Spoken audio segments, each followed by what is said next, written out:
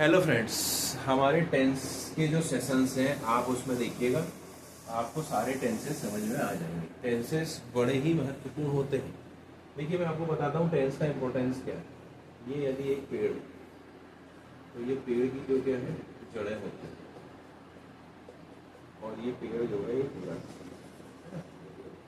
अब क्या होता है बेटा, देखो ध्यान से कि ये जो जड़ें हैं ना, ये बहुत मजबूत होनी चाहिए। ये जड़ों का मजबूत होना बहुत जरूरी होता है। ये जड़ें जितनी अंदर तक, ये देखिए अर्थ लैंड, ये जड़ें जितनी अंदर तक जाती हैं, जितनी ज़्यादा फैलती हैं और जितनी मजबूत रहती हैं, ये वृक्ष का जो फ्यूचर है ये उतना अच्छा है। ठीक है। अब ये जो जड़ें हैं ना, ये जितनी मजबूत है, ये जड़ें जो है, अगर ये पेड़ को इंग्लिश माना जाए तो इसकी जो जड़ें हैं ना, ये है टेंस। एक बात आप हमेशा टेंस जो होता है इस पेड़ की जड़, अगर आपकी जड़ें मजबूत है, यदि आपके टेंसेस मजबूत हैं, आपको टेंसेस के सारे स्ट्रक्चर पता है, बोलते बनता है, आपको सेंटेंसेस फॉर्मेशन बनते हैं, तो आपका जो वृक्ष है ये बहुत अच्छे से ग्रो करेगा और मजबूत बनेगा। इसीलिए मैं बहुत जोर देता हूँ कि आप टेंसेस पढ़ें, क्योंकि यानी कैम्ब्रिज में बच्चों को टेंस से ही इंग्लिश पढ़ाना शुरू किया जाता है। सबसे पहले वो उनको प्रेजेंट इंडेफिनिट टेंस पढ़ाएंगे, फिर पास्ट इंडेफिनिट, फिर फ्यूचर इंडेफिनिट, और फिर आगे बढ़ते हैं। तो हमने भी हमारे बच्चों को कॉम्पिटिटिव एग्जाम की तैयारी के लिए सबसे पहले टेंस सीखा। ठीक है। आप यदि टेंस सीख लिए हैं तो फिर आप आइए यहाँ पर डू फॉर्म देखिए। ये डू फॉर्म भी बहुत महत्वपूर्ण चीजें हैं। देखिए, डू फॉर्म एक्चुअल में डू फॉर्म का मतलब होता है कर्ता क्रियाएं, कर्ता क्रियाएं। ठीक है, कर्ता क्रियाएं। ठीक है। अब क्या होता है, देखिए प्रेजेंट इंडेफिनिट टेंस में डू और डस, डू और, देखिए प्रेजेंट इंडेफिनिट टेंस में क्या होता है, डू एंड डस।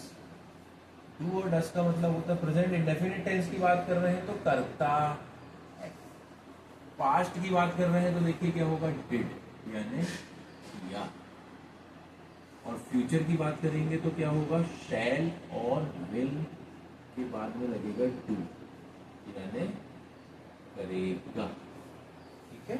इसी प्रकार जब हम आते हैं कंटिन्यूअस में तो देखिए क्या होगा, कंटिन्यूअस में देखिए इज एंड आर और डूइंग, यानी ये क्या बनेगा, कर रहा है। उसके बाद अगर हम पास्ट कंटिन्यूअस में जाएंगे तो वॉज और वर के बाद में डूइंग यानी कर रहा था। और अगर हम फ्यूचर में जाएंगे तो सेल और विल। इसके बाद क्या लगता है फ्रेंड्स, हमेशा बी और डूइंग, तो कर रहा होगा। ये आए कि नहीं समझ में आप? ठीक है। ये तो टेंस के अकॉर्डिंग चल रहा है।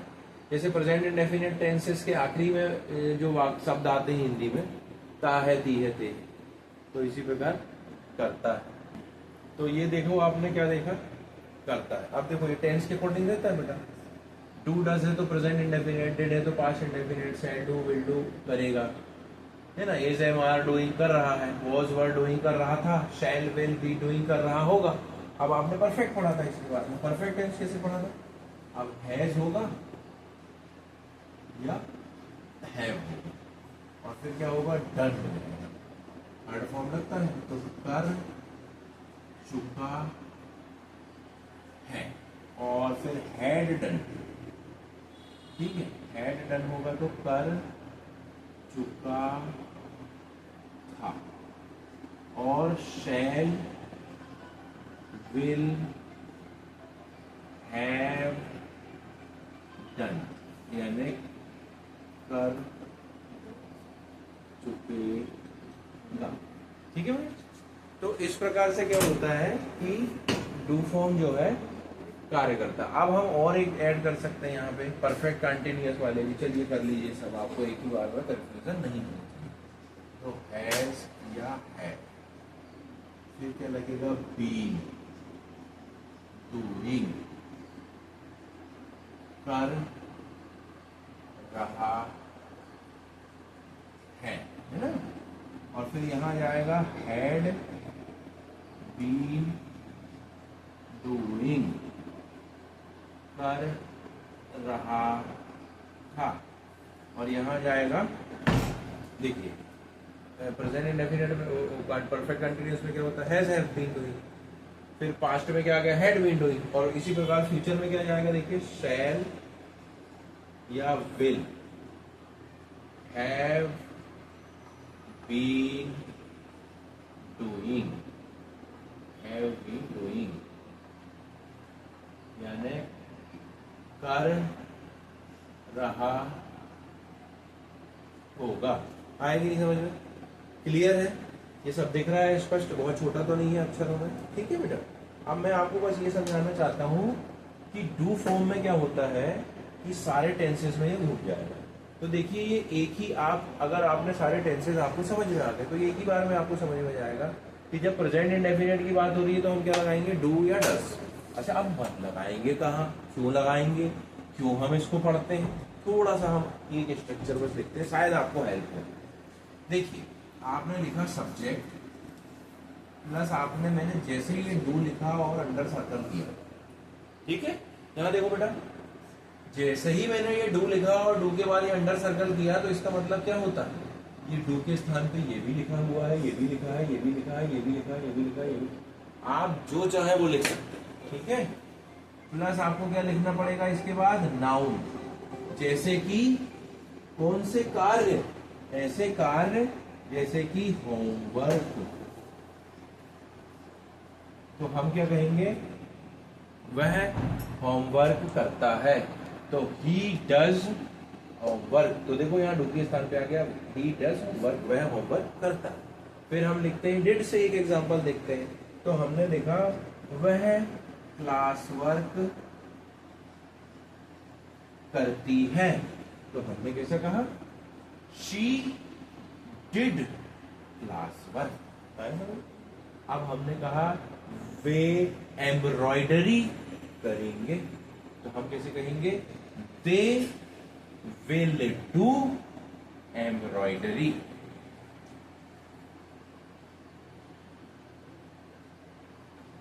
ठीक है, वे एम्ब्रॉयडरी का काम करते हैं। अब हम अगले टेंस में जाते हैं कि वह लकड़ी का कार्य कर रहा है, तो वी कैन से कि ही इज डूइंग, लकड़ी के कार्य के लिए वुडन वर्क, है ना। तो he is doing wooden work. अब यहाँ डू की जगह क्या आ गया, इज डूइंग, क्योंकि डू के स्थान पे ये सब आएंगे। अब हमने कहा कि वह पेपर का कार्य कर रही थी, तो सी वॉज डूइंग पेपर वर्क। आए समझ में? अब हमने कहा कि मोहन कांच का कार्य कर रहा होगा, तो हम कहेंगे Mohan will be doing glass work. आएगी नहीं समझ में? अब हमने कहा कि अब हमारी कंटिन्यूस हो गई। अब हम आते हैं परफेक्ट में। देखिए वह मिट्टी का कार्य कर चुका है, तो हम कहेंगे ही हैज डन, ये आगे रुकी जगह। अब क्या कहेंगे, क्ले वर्क कह सकते हैं, ठीक है। अब हम कहेंगे मिस्टर शर्मा ऑफिस का कार्य कर चुका था, तो हम ये कहेंगे मिस्टर शर्मा हैड डन, ये डू की जगह में आएगी नहीं समझ में। और यहां पर ऑफिस वर्क, ये आएगी नहीं बेटा समझ में। अब यहां जगह खत्म हो गई तो मैं यहां लिख देता हूं। हम क्या कह सकते हैं, देखिए सुनीता कंप्यूटर का कार्य कर चुकेगी, तो हमें कैसे कहना पड़ेगा बच्चों, देखो Sunita will have done computer work.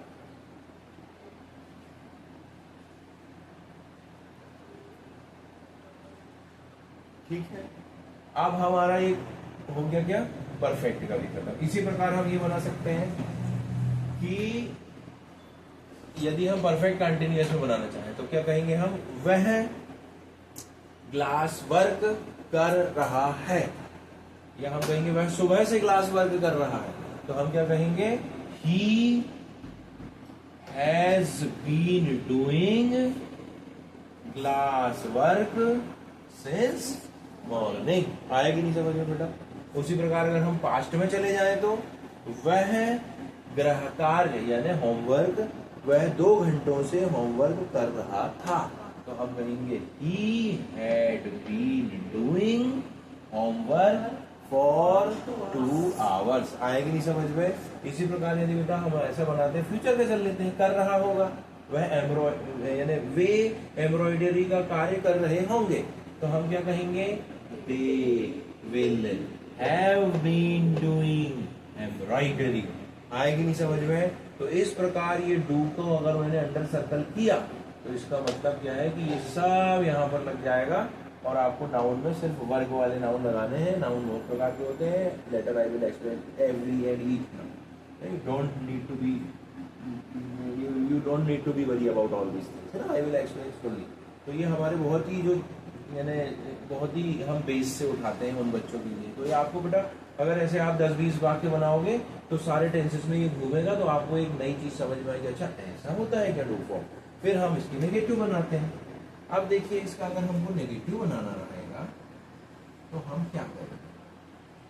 अब नेगेटिव बनाना रहेगा तो एक्चुअल में क्या होता है, देखिए प्रेजेंट का बनाना है तो आप डू और डज लगा लोगे, है ना। पास्ट का बनाना है तो आप डिड लगा लोगे, फ्यूचर के बनाने हैं तो विल लगा लोगे आप, है ना। शेन इसलिए नहीं लगाएंगे क्योंकि हम कभी लगाते नहीं है आई और बी वाले, तो विल लगा लेंगे। फिर उसके बाद यदि हमें कंटिन्यूअस के बनाने हैं तो इज एम आर लगा लेंगे, इधर है तो वॉज वार लगा लेंगे। देखो इज एम भी लगेगा, इज और आर। इसी प्रकार वॉज और वर। इसी प्रकार क्या हो जाएगा, वो शैल तो लगेगा नहीं, सिर्फ क्या लगेगा, विल, है ना। फिर विल तो लगा ही हुआ है, जरूरत ही नहीं लगा, बार बार लगा दो। अच्छा चलो ये कंटिन्यूअस टेंस के हिसाब से।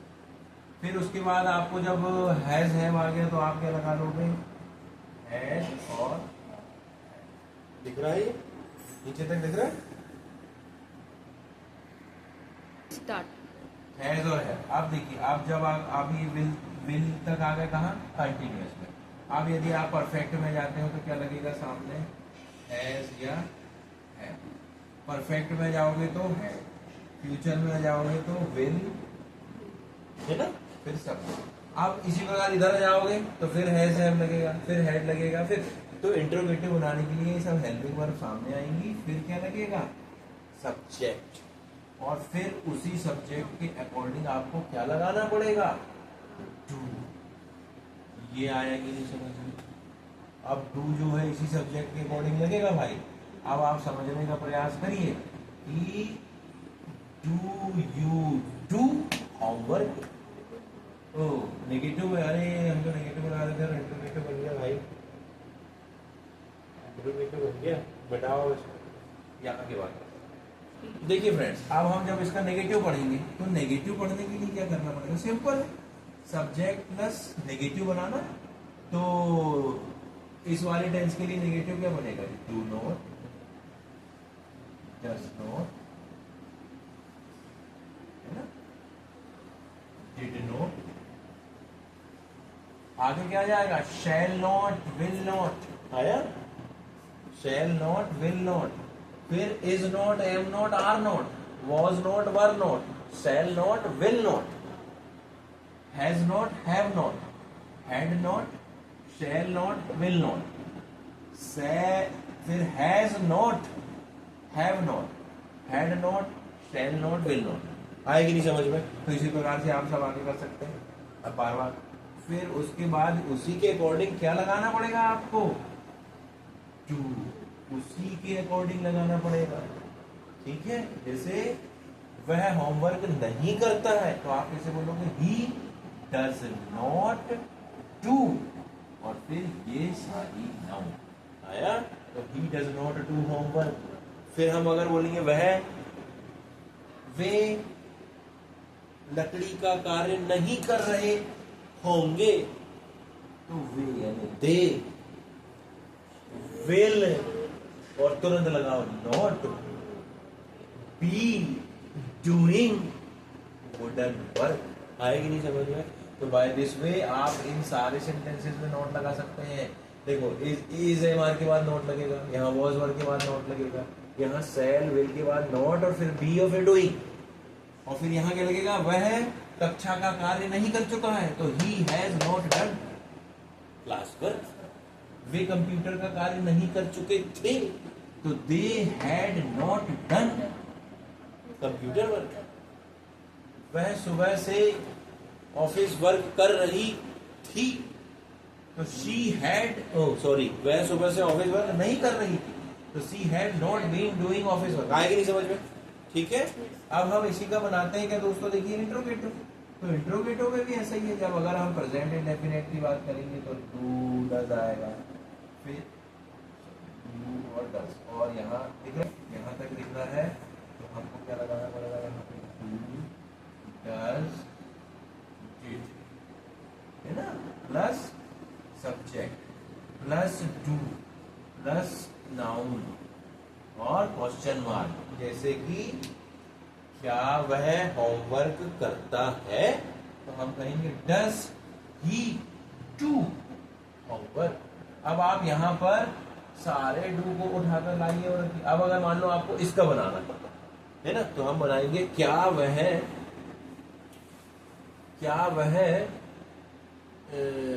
ग्लास वर्क कर चुकेगी, तो हम बनाएंगे विल शी, विल यहां लगेगा विल शी हैव डन। कौन सा वर्क? कौन सा कार्य कर रही चुकी होगी? कुछ भी लगा दो, क्ले वर्क लगा दो, ऑफिस वर्क लगा दो, वुडन वर्क, एम्ब्रॉयडरी वर्क, ठीक है। तो ये आएगी नहीं समझ में? और फिर इसका क्वेश्चन मार्क। तो ये डू फॉर्म का एक सिंपल सा स्ट्रक्चर है। इसके आप कुछ सेंटेंसेस बनाएंगे, फिर हम इसके आगे जाते हैं। देखिए फ्रेंड्स, इसका पहला स्ट्रक्चर तो आपने समझ लिया, होमवर्क, क्लास वर्क। अब क्या होता है? अब आप हर चीज कैसे ढूंढें? अब आप कहेंगे स्विमिंग, वह स्विमिंग करता है, तो अब आप ऐसे थोड़ी ना बोलेंगे ही डज स्विम वर्क, या वह खाना पका रहा है, तो हम ऐसा थोड़ी ना बोलेंगे he is doing cook work. तो देखो आप कैसे बोलेंगे। तो इसके लिए बड़ा आसान स्ट्रक्चर है। आप क्या करिए, सब्जेक्ट प्लस आप लगाइए डू फॉर्म और प्लस वर्ब का फर्स्ट फॉर्म में लगाइए आईएनजी। ये भी आपका नाउन ही होता है। जब हम आगे जाएंगे तो हम पढ़ेंगे कि ये नाउन होता है। अब हम ये कहना चाहते हैं जैसे कि वह गाना गाने का कार्य कर चुका था, तो हम कैसे कहेंगे? He had done. अब गाना गाने के कार्य को क्या कहेंगे अंग्रेजी? अरे तो बहुत ही सिंपल है, ही हैड डन सिंगिंग। आएगी नहीं समझ? अब हम कहेंगे कि वह पेंट करने का कार्य कर चुकेगा, तो he will have done paint work नहीं कहेंगे, पेंटिंग। आएगी नहीं समझ में? और वह चित्रकारी का कार्य कर रही थी सुबह से, तो सी हैड बीन डूइंग क्या चित्रकारी के कार्य को क्या कहेंगे? ड्राइंग। आया समझ में? तो इस प्रकार से आप किसी भी वर्ब में आईएनजी लगाइए और नाउन बनाइए और इतनी आसानी से सेंटेंस को बनाइए। फिर इसी को आप नेगेटिव बनाइए जैसा अभी मैंने बताया था, और फिर इसी का इंट्रोगेटिव बनाइए। तो आप इस प्रकार से भी नाउन को ढूंढ सकते हैं। आया समझ में?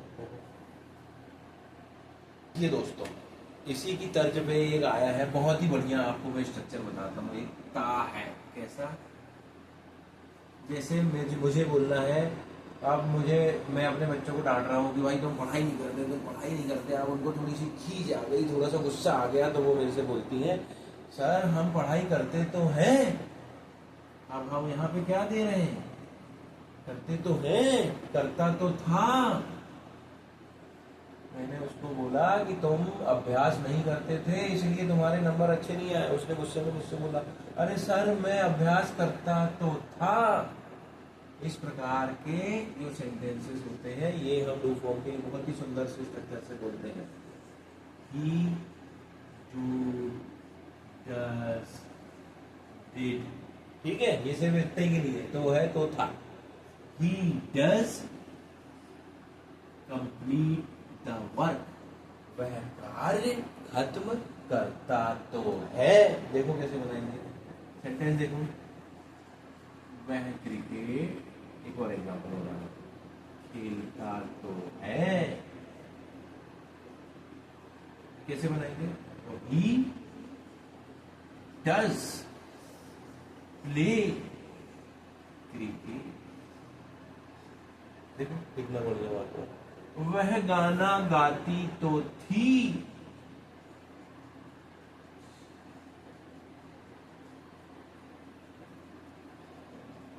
तो हम कैसा कहेंगे? शी डिड सिंग। देखो, शी डिड सिंग सॉन्ग। वह गाना गाती तो थी। आया कि नहीं समझ में? तो ये बड़ा ही एक सुंदर जो है इसका डू फॉर्म का ऐसा एक स्ट्रक्चर करके सेंटेंस पोस्ट करो। हेलो फ्रेंड्स, देखिए क्या हुआ कि हमने डू फॉर्म पढ़ा, फिर आईएनजी लगाकर पढ़ा, फिर उसके बाद एक आपको मैंने छोटा सा इसका फ्रेज वाला बताया है। फ्रेज नहीं कह सकते, यानी बड़ा सुंदर सा वो था तो है। अब एक मैं आपको बताता हूँ इम्परेटिव, आज्ञार्थक। इम्परेटिव सेंटेंसेस बनते हैं, यानी आज्ञार्थक, आज्ञा देना। ठीक है, आज्ञा देते हैं डू फॉर्म से, जैसे कि डू वर्शिप गॉड। कैसा? हम एक एग्जांपल देते हैं इसका। इसको क्या मतलब है? अवश्य करें, अवश्य करें या जरूर करें। ठीक है, तो एग्जांपल हमने बनाया डू एक्सरसाइज डेली। क्या मतलब? कसरत प्रतिदिन अवश्य करें। आएगी नहीं समझ में? डू कंप्लीट योर होमवर्क, अपना गृह कार्य अवश्य कंप्लीट करें या अपना गृह कार्य जरूर खत्म करें। डू फिनिश योर टास्क, अपना टास्क अवश्य पूर्ण करें। या फिर डू अचीव योर गोल, अपना लक्ष्य अवश्य प्राप्त करें। डू रीड बुक्स, किताबें अवश्य पढ़ें। आएगी नहीं समझ में दोस्तों? तो इस प्रकार से इम्परेटिव होता है। ये मैंने आपको पूरा डू फॉर्म बताया। डू फॉर्म में आप डू फॉर्म के सेंटेंसेस बना सकते हैं। आप थोड़ा सा अभ्यास कर सकते हैं। 5-6 सेंटेंसेस कॉपी में बनाइए, समझने का प्रयास कीजिए। वीडियो को फिर से देखिए, लाइक करिए, कमेंट करिए। अगर आपको समझ में नहीं आया मैं फिर से बता दूंगा। इसके बाद हम पढ़ेंगे बी फॉर्म और फिर हम पढ़ेंगे हैव फॉर्म। चलिए दोस्तों, थैंक यू।